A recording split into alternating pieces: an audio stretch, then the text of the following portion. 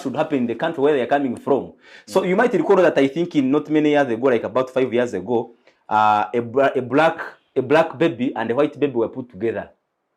And of course, they were able to talk, and they were given two doors, a door that is white and a door that is black. And a black baby was asked if to choose the most beautiful doll. The black baby chose the white doll that is beautiful and ignored the black doll. That would mean that we are being taught how to hate ourselves. And Nelson Mandela, before actually he even died, he was able to say that if humanity can be taught how to love, to hate, why can't they be taught how to love? Because love comes by natural instincts. That means that if a baby that is black can easily have the confidence to say a white doll is so beautiful than a black doll, it's because they have seen how people are treating themselves. Today, you might recall even if you met a Muzungu there, you'd see them for about 5 seconds. But if you met a black man, you would not mind much more how you would look at them. You might recall that even when you see everything that is to do with the black, it is considered bad and ugly. Yes, they might say you are black a beauty, but the fact is you are black. And I think the issue should come within inside, not just outside from within. That means that if I can see at Chidega is a very energetic black man, leaving only the other perception of being bad and ugly.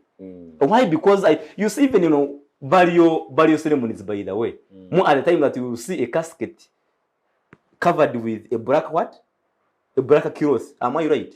Yeah. Because black that's what they have been able to plant in us. But we can chase away all those things there. And we say, no, everything that is black is actually beautiful. Africa that is indescribable, Africa that is sophisticated, and Africa that I and you can admire for generations to come. True. Yeah, I think that is the kind of radical Pan-Africanism that we need, moving forward. But Darren, part of the aspects of this summit was around development. Let's talk about our healthcare sector for a second, right? Because I want to believe that development is broad-based. It is health, it is education, it is infrastructure, and other things. As a country, we have just sanctioned the deployment of medical interns after, a cat and mouse chase between the police and those who have been asking to be deployed. Now, when we have our president going to Russia and their commitments to development, do you think that this development can translate into our medical sector, whereby we are able to, first of all, build or construct more hospitals, whereby we're able to have money sufficient to deploy our medical interns, who therefore support the medical sector?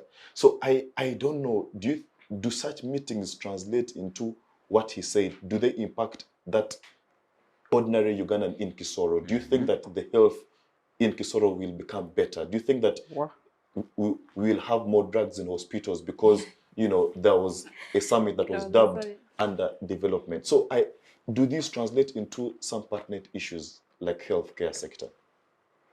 Thank you, Chidega. To answer your plainly, no.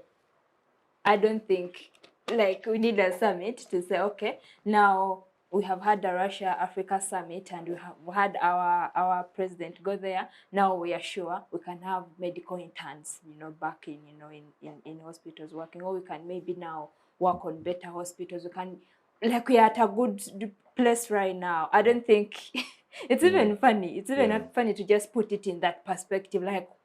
Do we really need? Because if the summit was all about, economic development and peace and what, yes, it was, and maybe that's what the best theme they thought it was best for them to structure it that way, and maybe because we also, I want to quote unquote and say we are very desperate, African nations.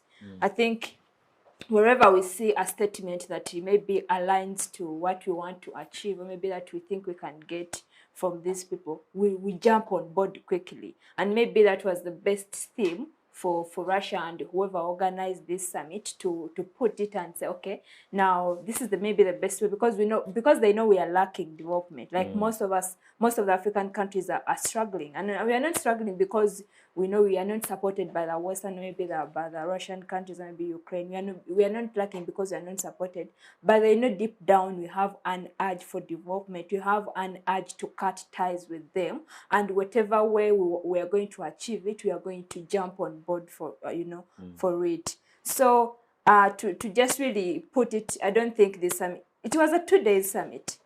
What dialogue can you have in 2 days? Yeah. What can you how can we say that, okay, the president went to Russia for a summit in 2 days, and now when he came back, these are the developments. Do we even know what really specific things they talked about? I know they talked about the moving of the nuclear power plant. They talked about the economic development, a lot of conversations. But how is it helping us? I don't think that speaks to our health,